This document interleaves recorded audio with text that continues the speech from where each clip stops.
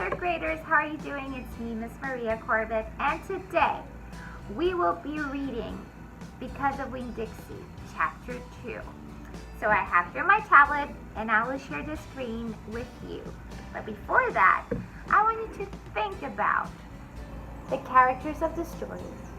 How does the author shows but not tells us like little details about the characters, and we're going to get to know them as the chapters goes by. But for that, we need to pay attention, and sometimes we need to take notes to remember in which chapter we saw those characteristics or those traits from our characters. Are they having these traits repeatedly, or they have been changing through the story?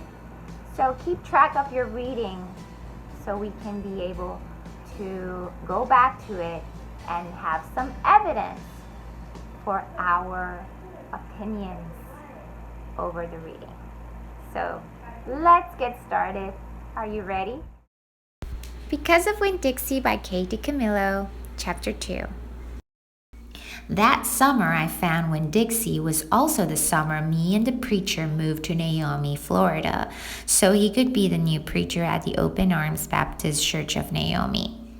My daddy is a good preacher and a nice man, but sometimes it's hard for me to think about him as my daddy because he spends so much time preaching or thinking about preaching or getting ready to preach.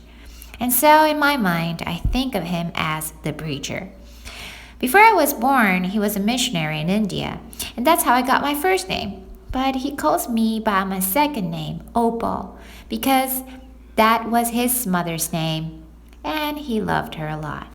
Anyway, while me and Winn, Dixie walked home, I told him how I got my name, and I told him how I just moved to Naomi.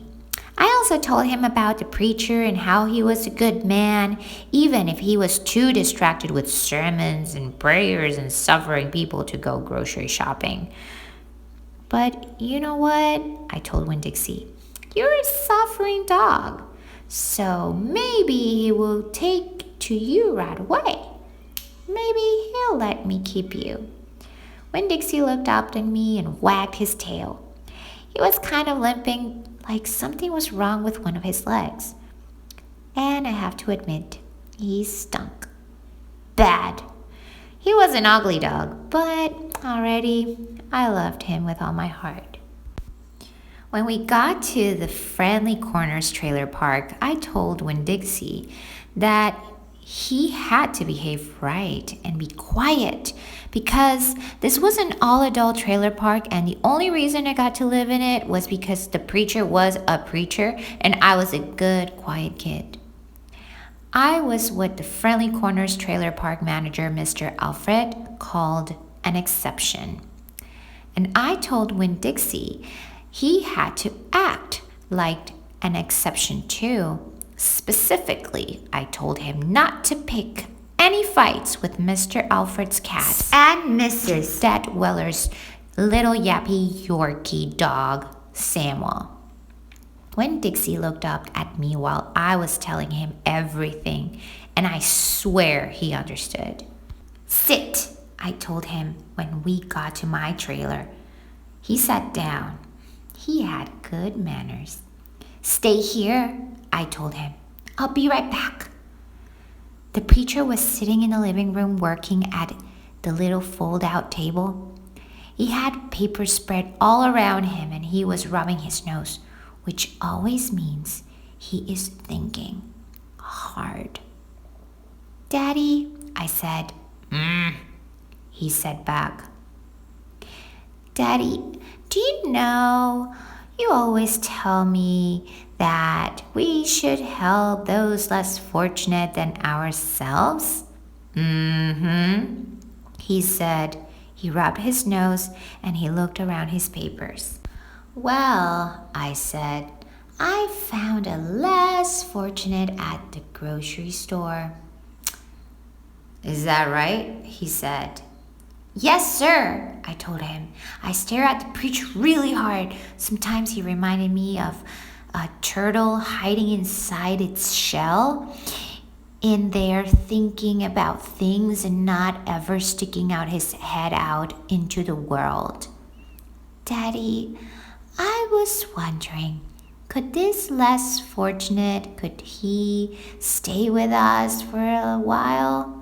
Finally, the preacher looked up at me. Opal, he said, what are you talking about? I found a dog, I told him, and I want to keep him. No dogs, the preacher said. We've talked about this before. You don't need a dog. I know it, I said. I know I don't need a dog, but the dog needs me. Look, I said. I went to the trailer door and hollered, Winn Dixie!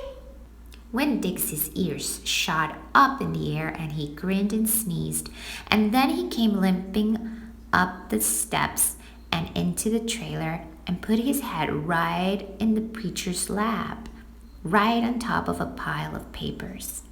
The preacher looked at Winn Dixie. He looked at his ribs and his matted up fur and the places where he was bald. The preacher's nose wrinkled up. Like I said, the dog smelled pretty bad. When Dixie looked up at the preacher, he pulled back his lips and showed the preacher all of his crooked yellow teeth and wagged his tail and knocked some of the preacher's papers off the table. Then he sneezed and some more paper fluttered to the floor. What did you call this dog? The preacher asked. Winn Dixie, I whispered. I was afraid to say anything too loud. I could see that Winn Dixie was having a good effect on the preacher. He was making him poke his head out of his shell. Well, said the preacher, he's a stray if I've ever seen one. He put down his pencil and he scratched Winn Dixie's behind the ears. And a less fortunate too, that's for sure. Are you looking for a home? The preacher asked, real soft, to Winn Dixie. Winn Dixie wagged his tail. Well, the preacher said, I guess you found one. Well, readers, this is the end of chapter 2 of Because of Winn Dixie.